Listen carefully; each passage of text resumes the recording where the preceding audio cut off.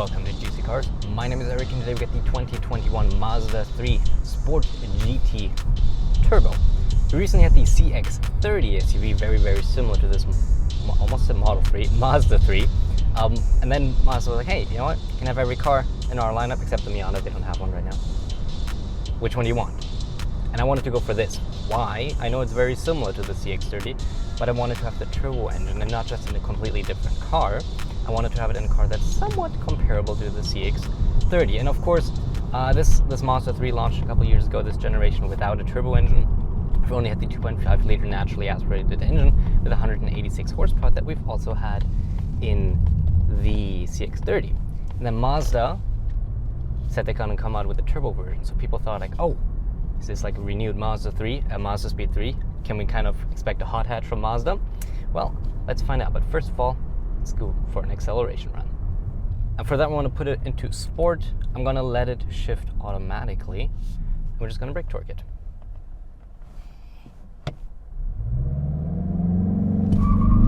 Front wheels a little overworked, 70, 80. Okay, I didn't get to talk much during, I didn't get to say much of which speed we were, but it is pretty quick. It is pretty quick. This turbo 2.5 liter inline 4 produces a whopping 250 horsepower and 320 pound-feet of torque. That is, if you fill in 93 gas. If you fill in 87, you get 227 horsepower and 310 pound-feet of torque. So you're down 23 horsepower and 10 pound-feet of torque. And I'll be honest, I don't really see the reason why you should pay 25% more per fill-up to get this little bit of extra performance. If you drive, probably going to go for 87 most of the time. But this with 93, really honest, plenty quick, around 5.6 seconds according to Car and Drive it to 100 kilometers an hour, so like 60. And that's pretty quick for a hot hatch. Pretty quick, but is it a hot hatch? Is it the return of the Mazdaspeed? No, it's not. I can just straight up say that. While the car handles really nicely and it does communicate decently, especially at the, like, if you're driving it normally, you don't really feel too much about what is going on in the car, but once you start pushing it, you really get to go very close to the limit, and you always know exactly where you are at driving it. So it's really nice. It's really easy to push. It's really communicative at the limit. Handles pretty well, I must say, honestly. She handles really well. But it is just, let me say, too refined to be a hot hatch. Like the suspension is very plush. You cannot set it into like a more stiff setting like train tracks. Very comfortable. Suspension is very nice. So you don't really have the feedback there. The steering is alright. Like I said, at the limit you start really feeling stuff through it, but driving over these bumps here, I really don't feel anything. Except for, like, I mean, it's kind of direct and it reacts to what I'm doing well, but I don't feel much through it. And it's just not playful. This car is not playful at all. It's the Mazda 3, which is very refined and nice to drive with a better engine. Is that a bad thing? That depends on what expectations you had coming in. If you expected this to be like a GTI competitor, which Mazda, to be fair, Mazda is, I mean, Mazda doesn't say this competes with the GTI, but I think they push sportiness a little too much in their marketing material, just a tiny bit too much. Then you might be a tiny bit disappointed about how unengaging it is to drive, unlike just regular street driving, unless you push it. But if you come into this and expect a Mazda 3 with a better engine, like an already good car with a better engine, you'll be very happy with it. I think you'll be very pleasantly surprised by how well this all works together. But I'm actually going very far into like this topic already. I want to cut that real quick, and we're going to go over, take a look at the exterior, and then we're going to take a look at the interior right after that. Okay, let's talk about the design of the Mazda 3 Sport Turbo.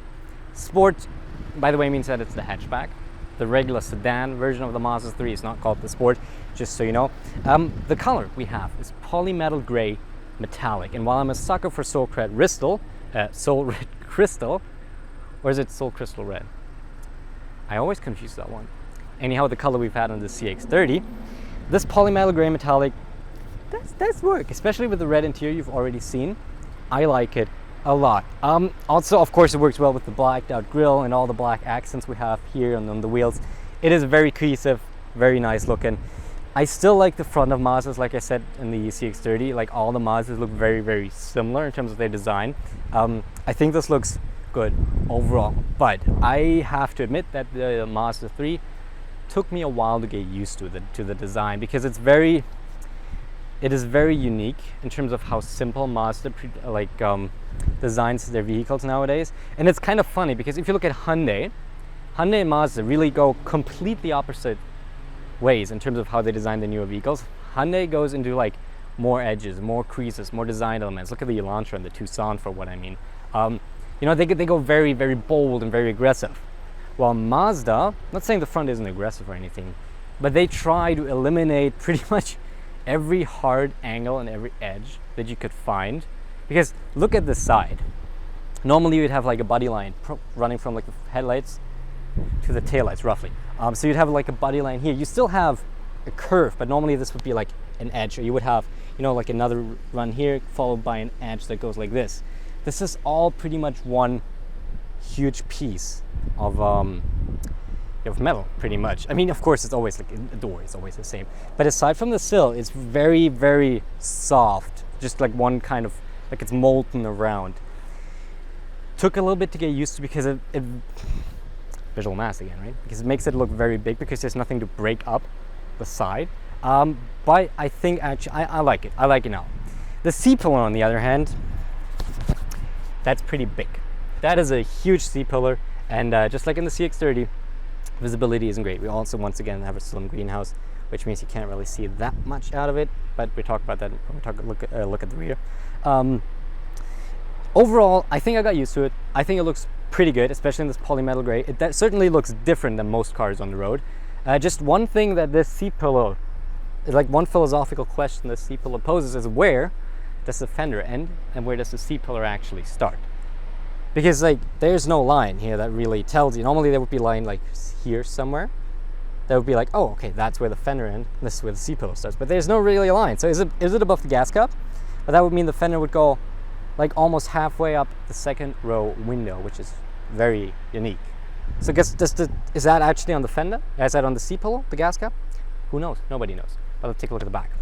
Over here, there are no ifs or buts. For me, I think it looks really good in the rear. We got the same or very similar taillights, pardon me, with the CX-30. So these are very close to being circular, but we have to kind of have this edge cut off on top, which looks really nice and kind of aggressive. I like it. And in general, it took me some time to get used to the Mazda 3 Sport, but I think it looks really good. Oh, and how do you tell it's a turbo? By the way, first of all, there's a turbo badge, and there are a few little things here and there, but the easiest one to tell is the bigger tailpipe compared to the non-turbo models. But yeah, like I said, took me some time to get used to, but now that I had some time with it, I like it. Okay, taking a look at the inside of the Mazda 3 Sport GT Turbos interior. This is pretty much exactly the same interior that we've had in the CX-30. So if you want to see a deep dive on this interior, just click on that video in the top right hand corner of your screen, because I don't want to be redundant. Anyhow, unlike in the CX-30 though, we've got the red interior in here, and it looks really nice, and it costs you exactly $0 extra, so I highly recommend speccing that. It looks really nice. Just to recap what I liked and disliked about this cabin: super soft materials, really great materials all along. Everything is laid out nicely, visually very, very pleasing, because it's not overcomplicated, yet everything is still easy to use. You got physical buttons pretty much everywhere. What I didn't like is you don't have a phone charger as spec, even with the premium package. It is an additional option. I got that wrong in the CX-30, I'll be honest. You can spec it, but it's another $400 Canadian, a little more, and it goes right in the center console here. So I wish that would just be kind of standard, but I mean, you can spec it. That's the important part. Also, while we got this open here, just want to like detail. I'm not pulling this up, and it's still really quiet. I just want to point this out. This is super minor.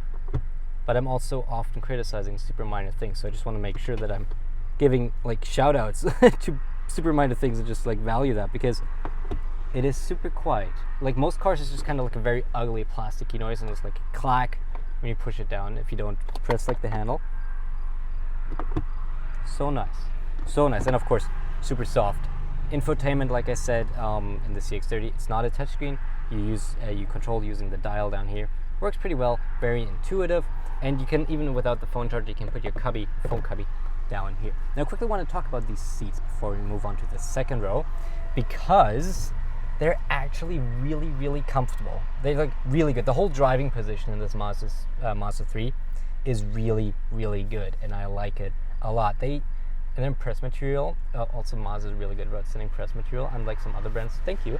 Really appreciate you not making me search for literally everything on the internet. So thank you for that, Mazda. But no, so they said basically the seats are supposed to like position you in a way that is natural while like walking upright and running. So basically you're supposed to be in the same position, and I can definitely say there's more support on the sides for like my going up around my spine than usually in car seats, and it is very comfortable. But I just want to quote something. Where are we?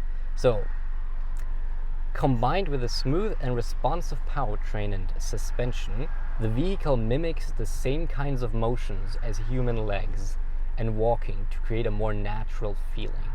Like, I'm sorry, I'm a marketing student, but what? The vehicle mimics the movement of legs. No. It's a little much on the press material there, guys. Anyhow, this is really nice. This is really, really nice, and I like it a lot. Let's take a look at the second row.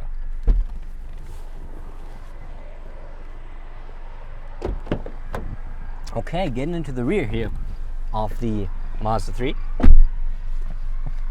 Even at 5'7", well, even at 5'7", that's not really that tall. At 5'7", I got plenty of space. This seat is further back than I normally sit, so this is, I would have a bit more room here behind myself, but still, right now, I have plenty of space. Headroom is okay, like knee room is great, foot room is pretty good, and all the materials are still, this is a little harsher than up front, but like everything you touch is still super soft, super nice leather. Like I said, we got this red leather here everywhere. It is still really nice, and it is also very, very comfortable. You can get a tiny glimpse of our sunroof up there. It's not huge, but it's still very nice to have. And of course, if you want to have cup holders, you got them right here. If I were to criticize a thing, there's two things I want to criticize. First of all, only the passenger side rear occupant gets kind of like this little pouch to store stuff. I don't get anything, and we have no connectivity whatsoever. There's not a single USB outlet, nothing.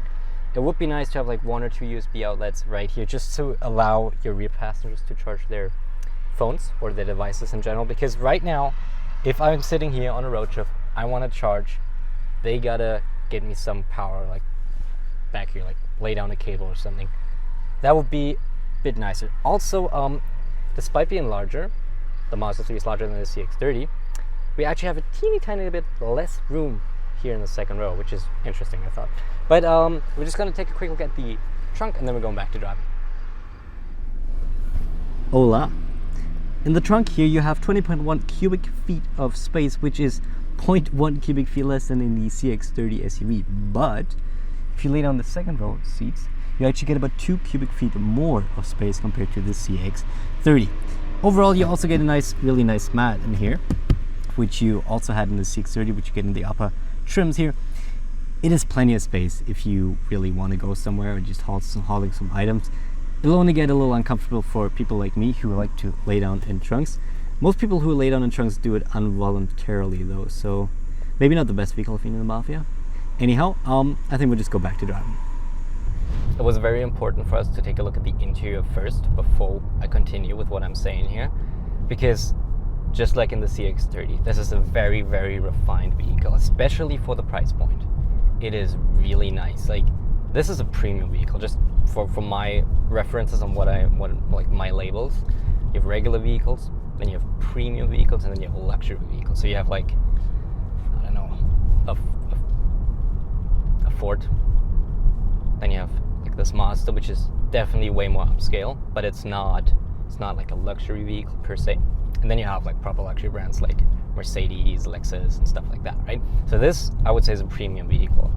And you really get a nicely refined car. It's very quiet in here. It is very comfortable in here. Like I said, the suspension is nice and plush. The speaker systems is really, really good. It is all around a very, very nice car to be in. But for some, the issue might have been in the regular Mazda 3 that there's 186 horsepower wasn't that much. In the CX-30, it wasn't super fast. And now we get this turbo engine. But there's one issue I do have with this combination, and that is the transmission.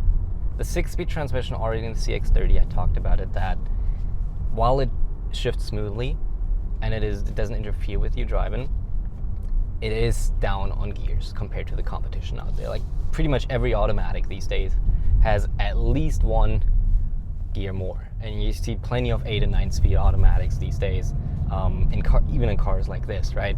So it is certainly down on that. Like I said, in terms of refinement, it mostly makes up for that. But if you start pushing a little, you will notice it. During normal driving, very rarely do you really feel it. Only if you're going like slower speeds, let's say 20 kilometers an hour lower, that's when you notice that there's kind of like one gear missing in between the first and the second, which just kind of has to pull them a little longer than you might want to. But let's say we're driving normally 50 kilometers an hour. Let's see how it reacts. We are in, which gear are we? 4, okay. Let's see how quickly it reacts. Like the reaction is pretty good. The initial one, but they see that the shifts themselves are very slow. They're smooth, but slow. And this is just, once again, the aspect of choosing refinement over engagement here. Okay, let me just shift myself using the pedals. First gear now. That's where it's the most pronounced, first and second. Full throttle. Turbo leg. There we go. And there we go. It's not super slow, don't get me wrong, but it's just not quite up there. It is very nice and soft and very nice and comfortable, the shifting. But considering this is the turbo and you have 250 horsepower, I would have liked a little bit of a more responsive transmission. But that's, once again, refinement, engagement, right? You know, it's like one of the two, and Mazda clearly goes for refinement here. And honestly, that's really like most of the stuff I already talked about. This was kind of the point, because this is very similar to the CX-30. If you're interested in the speaker, I also suggest you looking into that review, because in the CX-30 review, I talk a little bit more about the general aspects of driving it. This was more for me to point out the minor differences between the CX-30 and this Mazda 3, but more so to talk about the turbo specifically. I was interested in the turbo in this engine, see how it does, see how it performs, and see if it lives up to the expectation. And like I said, this really depends on what kind of expectations you have. I just want to talk about one more thing, but we're just going to cut this here real quick. Just briefly, of course, we do have the same kind of tech that we have in the CX-30. So we have the same lane keep assist, we have the same automatic high beams, we even have the same headlights, which once again are really, really good. You can check out my night POV drive for that if you want to see how they perform at the auto high beams, all that. They once again pivot into the direction that you're steering, and it is all around really nice. But I think I've really already said everything I wanted to say and everything I wanted to explore about this Mazda 3 Turbo. So why don't we just, sum it up in the final thoughts? Okay, final thoughts on the 2021 Mazda 3 Sport Turbo GT. This car is all about managing expectations. If you came into this video expecting to see a hot hatch that, with 250 horsepower might be somewhat of a GTI fighter, or at least, a little bit of a contender, I'm sorry to disappoint you. It is not. But that doesn't mean it's a bad vehicle. Quite the opposite, actually. The Mazda 3, just like the Mazda CX-30 we've had, is a fantastic vehicle. I really, really enjoyed my time. It is, for the price of just under $37,000 Canadian, it is absolutely insane what you get. You get an extremely comfortable interior. The looks are debatable, but I tend to say that it's good looking. You get a lot of features, and it just works. It just works, and you also get, with 250 horsepower, you get a lot of power. Of course, the transmission is a little bit more lethargic. While it responds quickly, it doesn't shift that quickly, but it shifts smoothly. Like I said, Mazda chose refinement over engagement.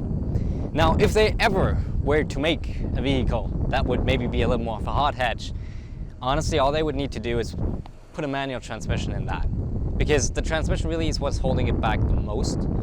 So if you put a 6-speed in that, that'd be fun. But this wasn't Mazda's goal, and they still make the Miata, so we need to just respect that in this regard. But yeah, honestly, this is a fantastic vehicle. I honestly would take this over the CX-30 because it's also cheaper. At the same time, you get the bigger engine. While it might be a little larger, you have teeny tiny bit less storage room and a little bit second row room. But really, just it's like fractions of inches we're talking here. So this is a fantastic vehicle.